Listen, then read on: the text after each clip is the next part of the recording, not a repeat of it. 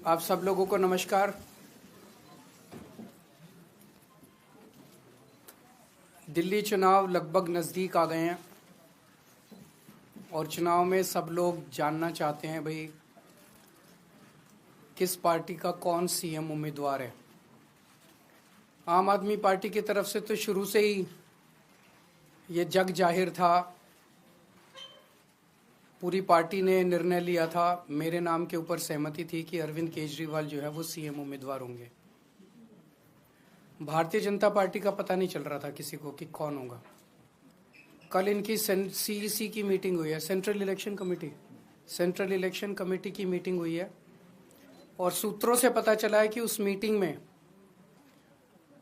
Bharatiya Janata party ने शायद निर्णय लिया है कि रमेश बिधूरी जी भारतीय जनता पार्टी के सीएम उम्मीदवार होंगे। ऐसा बताया जा रहा है सूत्रों के मुताबिक कि 1-2 दिन में औपचारिक रूप से रमेश बिधूरी जी के नाम का ऐलान कर दिया जाएगा। मैं तहे दिल से रमेश बिधूरी जी को बधाई देना चाहता हूं भारतीय जनता पार्टी के सीएम उम्मीदवार बनने के लिए। मैं दिल्ली की जनता की ओर से मांग करता हूं कि रमेश बिधूरी जी बताएं कि उन्होंने 10 साल सांसद के तौर पे बतौर सांसद उन्होंने 10 साल दिल्ली के लिए क्या क्या काम किए।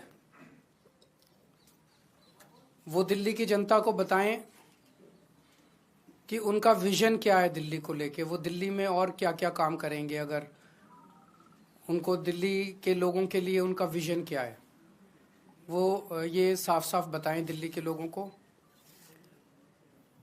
और जब उनका औपचारिक रूप से ऐलान हो जाएगा तो जनतंत्र को सुदृढ़ करने के लिए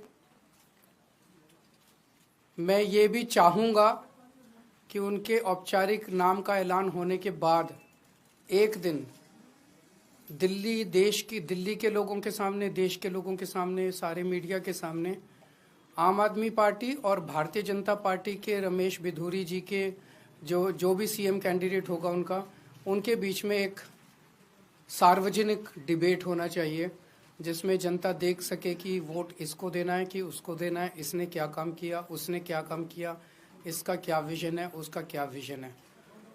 तो हम इंतज़ार करेंगे 1-2 दिन में शायद रमेश बिधूरी जी का औपचारिक ऐलान हो जाएगा। उसके बाद फिर हम आगे देखते हैं क्या होता है।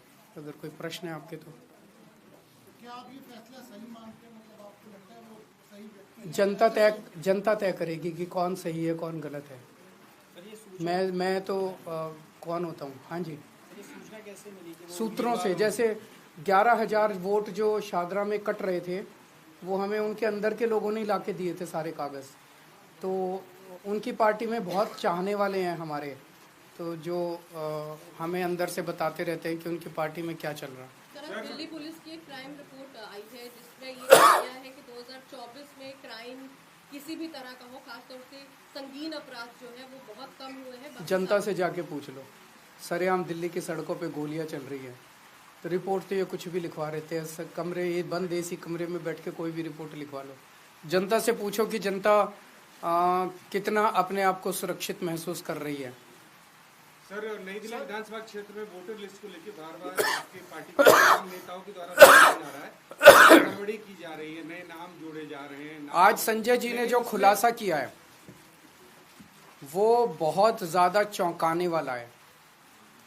गाली गलौज पार्टी के कई कैबिनेट मिनिस्टर्स और सांसदों के घरों से 20-20, 30-30, 40-40 नए वोट बनाने की एप्लीकेशन दिसंबर के और जनवरी के महीने में फाइल की गई है। ये कौन लोग हैं? अचानक इतने लोग सारे बीजेपी के गाली गलौज पार्टी के सांसदों के घरों में कैसे आ गए? कई ऐसे एक कमरे की झुग्गी, छोटी सी झुग्गी, उसमें 30 वोट बनाने की एप्लीकेशन आई हुई है। एक छोटी सी दुकान, उसमें 40 वोट बनाने की एप्लीकेशन। ये कौन है ये लोग? तो जाहिर तौर पे भारतीय जनता पार्टी हार मान चुकी है और जनता के सामने ये भी धीरे धीरे निकल के आ रहा है इस दिल्ली चुनाव के अंदर कि ये चुनाव नहीं लड़ते ये लोग, केवल और केवल बेईमानी करते हैं। इस चुनाव के अंदर इनकी एक एक बेईमानी, हमारे कार्यकर्ता इतने सतर्क थे कि उन्होंने एक एक बेईमानी इन लोगों की पकड़ ली है।